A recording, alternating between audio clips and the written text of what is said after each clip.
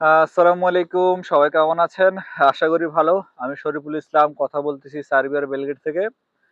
তো আজকে যে বিষয়টা নিয়ে কথা বলবো এটা কিন্তু খুবই গুরুত্বপূর্ণ একটা টপিকস। বিশেষ করে যারা সার্বিয়াতে আছেন এবং যারা বাংলাদেশ থেকে সার্বিয়াতে আসতেছেন, বিষয়টা তাদের জন্য। তো যেহেতু গুরুত্বপূর্ণ টপিকে আলোচনা করব, সবাই ভিডিওটা শেয়ার করে দিবেন যেন অন্যান্য মানুষজন বিষয়গুলো জানতে পারে। আজকে আমি আলোচনা করব, যদি সার্বিয়াতে আপনি আসেন, আপনার পাসপোর্টের মেয়াদ যদি না থাকে, আপনার পাসপোর্ট যদি হারাই যায়, সেক্ষেত্রে আপনি কি করবেন বা আপনার করণীয় কি? কিভাবে আপনি এটা রিনিউ করবেন বা কিভাবে নতুন পাসপোর্টটা তৈরি করবেন, ঠিক আছে? তো এই বিষয়টা নিয়ে আজকে আমি কথা বলবো। তো মূলত যে বিষয়টা হচ্ছে, সার্বিয়াতে এম্বাসি না থাকলেও ইতালিয়ান দূতাবাস থেকে কিন্তু অ্যাম্বাসিডররা সার্বিয়াতে আসে। এটা বছরে ১ বার ২ বার তারা আসে।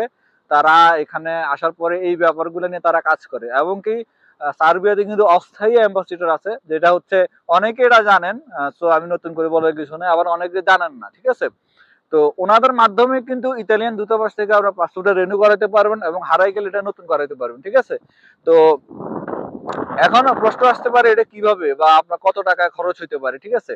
তো ভাই দেখেন, যদি আপনি ইতালিয়ান দূতাবাস থেকে পাসপোর্ট রিনিউ করান, আপনার খরচ পড়বে হচ্ছে ২২০ থেকে ২৫০ ইউরোর মতো আপনার খরচ পড়বে, ঠিক আছে? কোনো কোনো ক্ষেত্রে এটা একটু বেশিও লাগতে পারে। মূলত এটা এখানে একটা কারণ আছে। ধরেন একটা পাসপোর্ট কুরিয়ার করতে যে খরচ লাগতেছে, যদি সেটা ২ টা ৪ টা বা ৫ টা পাসপোর্ট হয়, সেক্ষেত্রে কিন্তু খরচটা কিন্তু সেমই। কুরিয়ার খরচটা সেমই, ঠিক আছে? তো এজন্য সিঙ্গেল পাসপোর্ট যদি পাঠাইতে হয়, সেক্ষেত্রে দেখা যায় যে খরচটা একটু বেশি লাগে। আর যদি অনেকগুলো পাসপোর্ট কাজ করানো হয়, সেক্ষেত্রে খরচটা অনেক কম লাগে, ঠিক আছে? তো এখন আরেকটা প্রশ্ন আসতে পারবে বা আসতে পারে যে সময় কয়দিন লাগে, ঠিক আছে? ভাই সময় লাগে হচ্ছে ২.৫ মাস থেকে ৩ মাস আপনার সময় লাগবে। যেহেতু এটা সার্বিয়াতে এম্বাসি নাই, ইতালিয়ান এম্বাসি থেকে যেহেতু করতে হয়, ঠিক আছে? এজন্য আপনার সময়টা একটু বেশি লাগে। তো অনেক সার্বিয়ান ভাই কিন্তু অলরেডি আমি নিজে দেখেছি এবং শুনেছি যে তারা বলতেছে যে সার্বিয়া থেকে নাকি পাসপোর্ট রিনিউ করা যায় না বা হারাই গেলে এটা নতুন করে বানানো যায় না। তো এটা সম্পূর্ণ ভুল তথ্য।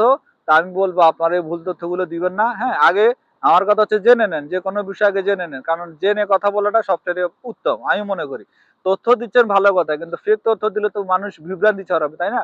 তো এজন্য বলবো আগে বুঝেন বা জানেন, তারপরে তথ্য আপনারা শেয়ার করেন। ঠিক আছে?